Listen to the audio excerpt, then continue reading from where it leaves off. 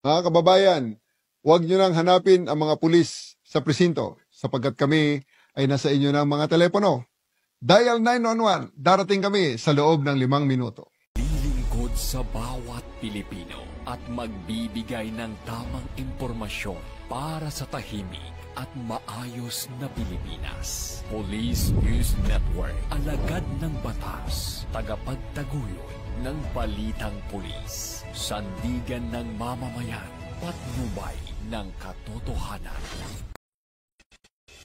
La Campo Crame, maghahatid ng pinakahuling kaganapan at nagbabagang balita. Ito ang PNN Police News Network. At ngayon, ang inyong mga tagapagbalita. Magandang araw, bagong Pilipinas. Ako ang inyong alagad ng batas, tagataguyod ng Balitang Pulis, Patrolman Adrian Dayao.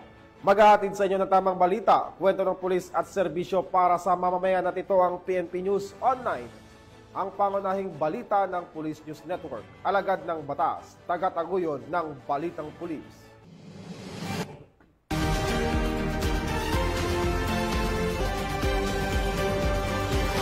Ngayon ay araw ng linggo at narito ang mga balitang nakalap ng ating mga PNN correspondent sa loob ng linggong ito.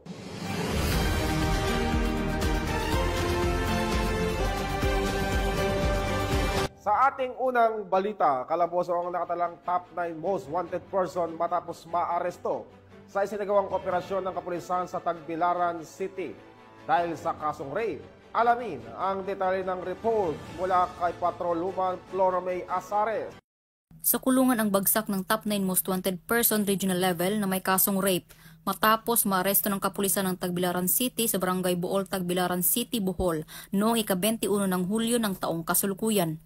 Kinilala ni Police Lieutenant Colonel Giancarin O. Escobar, Chief of Police ng Tagbilaran City Police Station, Bohol Police Provincial Office, ang sospek na si Margarito, 41 anyos, isang construction worker at residente ng naturang lugar. Bandang alas 12:45 ng tanghali nang maaresto ng kapulisan ang sospek sa bisa ng warrant of arrest para sa kasong rape na inisyu ni Honorable Samson Ariel Chang Cayetuna, Acting Presiding Judge ng 7th Judicial Region, Regional Trial Court, Branch 3, Tagbilaran City, Bohol, na walang rekomendadong piyansa. Samantala, kasulukuyang nasa kustodiya ng Tagbilaran CPS ang sospek para sa dokumentasyon at tamang disposisyon. Ang tagumpay na ito ay hindi namin magagawa kung wala ang suporta ng ating mga kaagapay na ahensya, CIDG, Maritime Group, Rio 7, PIU, Bohol PPO, at RMFD7. Lubos din po kami nagpapasalamat sa butihing Mayor Jane Yap at sa buong pamahalaang lungsod ng Tagbilaran sa patuloy na suporta sa ating mga operasyon. Sa ilalim ng Oplan Limpyo Tagbilaran, hindi po tayo titigil hanggat hindi natin na ibibigay ang hustisya sa mga biktima ng krimen. Sa mga mamamayan ng Tagbilaran City, tuloy-tuloy lang po ang ating pagtutulungan. Sama-sama tayong magtaguyod ng isang ligtas at payapang lungsod.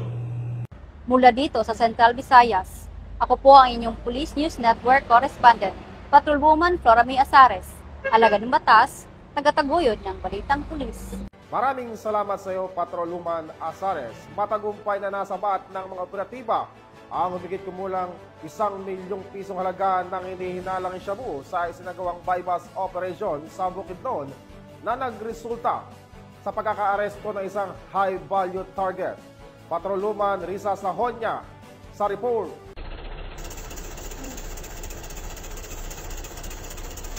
Tinatayang nasa 1.3 milyon halaga ng shabu ang nakumpiska sa bypass operation ng mga operatiba ng Kalilangan Municipal Police Station sa Barangay Kinura, Kalilangan, Bukidnon nito lamang ika-22 ng Hulyo taong kasalukuyan. Ayon kay Police Captain Romeo Arcilla Jr., officer in charge ng Kalilangan Municipal Police Station, ang naarestong suspect ay kinilalang si alias Neil, 41 anyos, lalaki at residente ng Barangay Bulua, Cagayan de Oro City at kinilalang high-value individual. Sa ikinasang operasyon bandang alas 12:40 ng madaling araw ay na-recover mula sa suspect ang mga pakete ng inihinalang shabu at may bigat na 200.9 grams.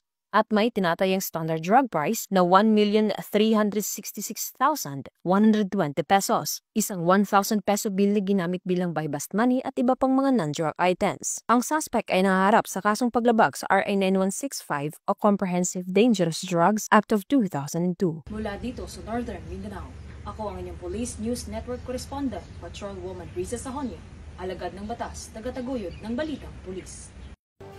Maraming salamat sa iyo, Patrolwoman Sahonia. Samantalang nasa kote ng mga operatiba ang isang individual na kabilang sa top 9 most wanted person sa Davao del Sur sa bisa ng warrant of arrest kaugnay sa kasong paglabag sa Republic Act 7610 o ang Special Protection of Children Against Abuse, Exploitation, and Discrimination Act. Magbabalita dyan si Patrolwoman Queenie Babes Arindain. Naaresto ng mga otoridad isang lalaking tinaturing sa top 9 most wanted person sa lalawigan ng Davao del Sur sa bisa ng isang warrant of arrest nitong Hulyo 22 sa Purok 7 NCO District Padada, Davao del Sur dahil sa kasong paglabag sa Section 10 ng Republic Act 7610 o ang batas na naglalayong bigyang proteksyon ang mga bata laban sa pang-aabuso.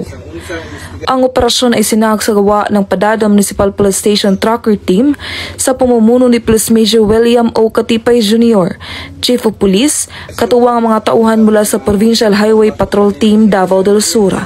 Kinilala ang suspect sa alias na Victor, 52 anyos, may asawa at residente ng Purok 6 Barangay Piapi, Padada, Davao del Sur. Siya ay pansamantalang nakakulong sa himpilan ng Padada Municipal Police Station habang hinihintay ang mga sunusunod na legal na hakbang. Samantala, ang laban kontra kriminalidad ay patuloy na pinapaigting ng Police Regional Office 11 sa pamumuno ni Acting Regional Director, Police Brigadier General Joseph Reyes Arguiles, alinsunod sa kampanya ng Bagong Pilipinas na panatilihin ang kapayapaan at kayusan tungo sa pagsulong ng bansa. Mula dito sa Police Regional Office 11, ako yung PNN Correspondent Patrolwoman Queenie Babes Arindain, alagad ng batas, tagataguyod ng Balitang Pulis. Maraming salamat sa iyo, Patrolwoman Arindain. Bilang bahagi ng pagdiriwang ng ika-30 Police Community Relations o PCR Month, nagsagawa ng Community Outreach Program ang Maguindanao del Sur Police Provincial Office para sa mga residente ng Sharif Agwak. Yan ang tinutukang balita ni Patrolwoman Veronica Lagi. Isang matagumpay na community outreach program ang hatid ng mga personahe ng Maguindanao del Sur PNP sa mga residente ng Sharif Agwak bilang bahagi ng pagdiriwang sa ika-30 Police Community Relations o PCR Month sa Sharif Agwak, Maguindanao del Sur. Nito lamang ika-21 ng Hulyo taong kasalukuyan. Ang naturang aktibidad ay naging inisyatiba ni Provincial Director Police Colonel Sultan Salman H. Sapal sa tulong ng Project Tabang, Napolcom Barm, IFO Maguindanao at mga personahe ng Provincial at Regional Medical and Dental Unit. Tampok sa naturang aktibidad ang libreng medical check-up, pamamahagi ng libreng gamot at hygiene kits, libreng tuli at iba pang serbisyo na naglalayong maisulong ang kalusugan at kapakanan ng komunidad.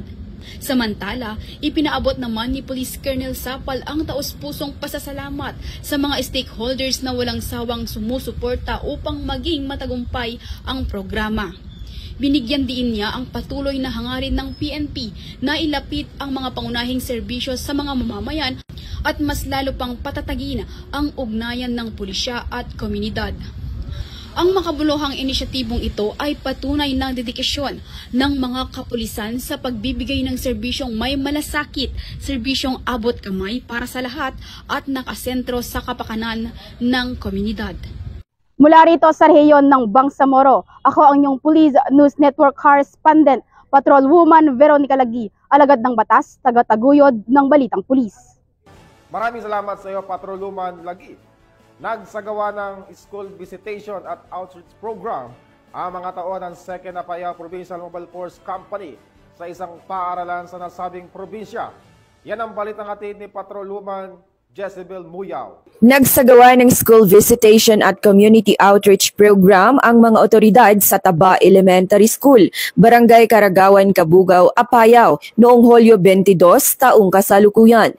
Naging matagumpay ang outreach sa pangunguna ng 2nd Apayao Provincial Mobile Force Company sa suporta ng mga partners gaya ng ANA Ilocos Norte, GT Enterprise at Gamboa Dental Clinic na nagkaloob ng mga school supplies para sa mga bata. Nagsagawa ang grupo ng lektura ukol sa Anti-Bullying at Republic Act 11313 o Safe Spaces Act upang ituro sa mga estudyante ang kanilang karapatan at itaguyod ang respeto at kaligtasan sa paaralan. Habang namahagi rin ang mga grupo ng libreng gupit, puting t-shirt, gamit pampaaralan, multivitamins, tsinelas, libreng merienda at IEC materials bilang bahagi ng outreach program. Ang aktibidad ay bahagi ng patuloy na kampanya ng Philippine National Police na mailapit ang serbisyo publiko sa mga komunidad, lalo na sa mga malalayong lugar. Isa rin itong pagsasakatuparan ng layunin ng Patrol Plan 2030 ng PNP na palakasin ang tiwala ng publiko, isulong ang kapayapaan at kaayusan at paigtingin ang ugnayan sa lokal na pamayanan. Muling pinatunayan ng 2nd Apayao PMFC ang kanilang tapat na paglilingkod sa bayan at pakikiisa sa pag-unlad ng komunidad. Mula dito sa rehiyon ng Cordillera, ako ang inyong PNN correspondent, Patrolwoman Jezebel Moyaw, alagad ng batas, tagataguyod ng Balitang Pulis. Maraming salamat sa iyo, Patrolwoman Muyaw. Umabot sa mahigit 700,000 pisong halaga ng hinihinalang shabu ang nasamsam ng mga operatiba sa ikinasang bypass operation sa bayan ng Sanchez Mira, Cagayan. Ang report mula kay Police Corporal Roldan Guiab.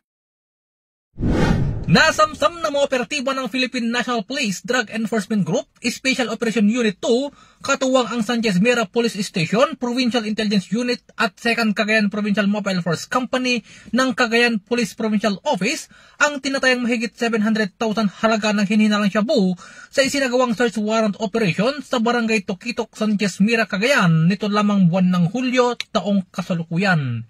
Kinilala ang suspek na si alias Iking, 47 taong gulang, may asawa, isang mangingisda at residente ng naturang barangay.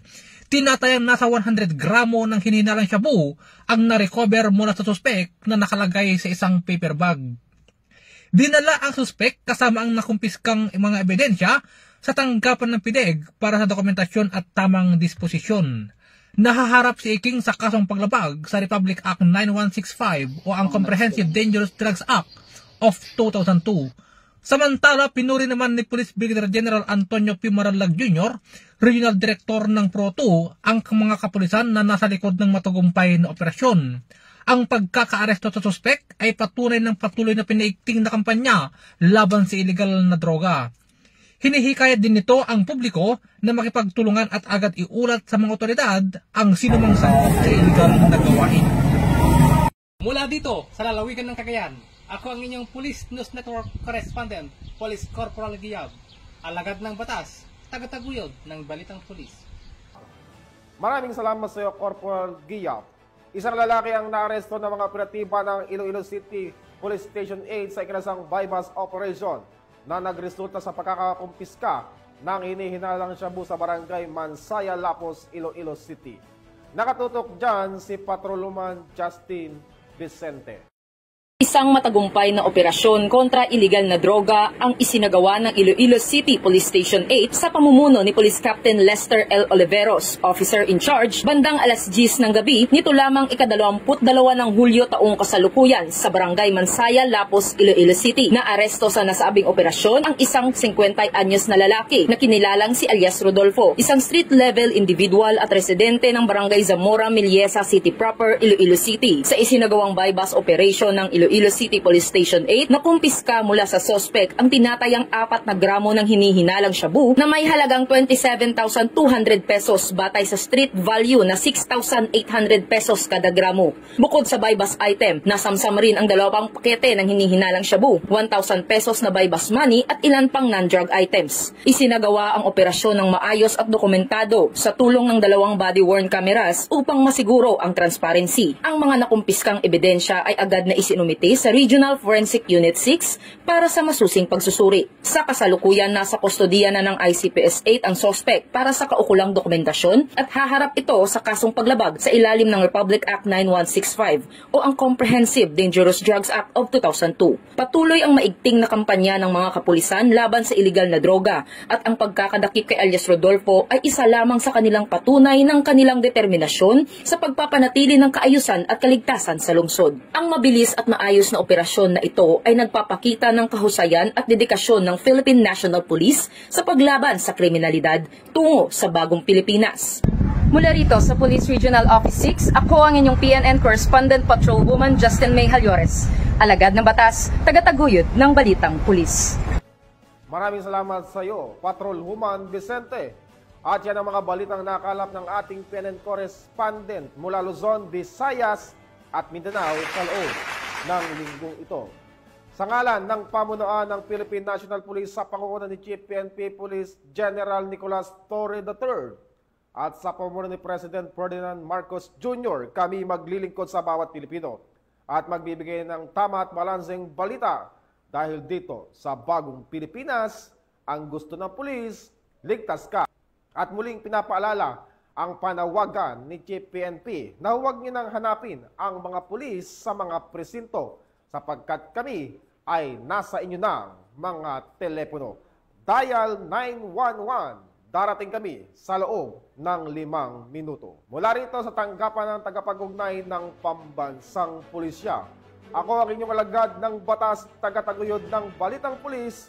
Ako po, si Patrolman Adrian Dayao. Maghahatid ng tamang balita, kwento ng pulis at serbisyo para sa mamamayan. At ito ang PNP News Online, ang pangunahing balita ng Police News Network.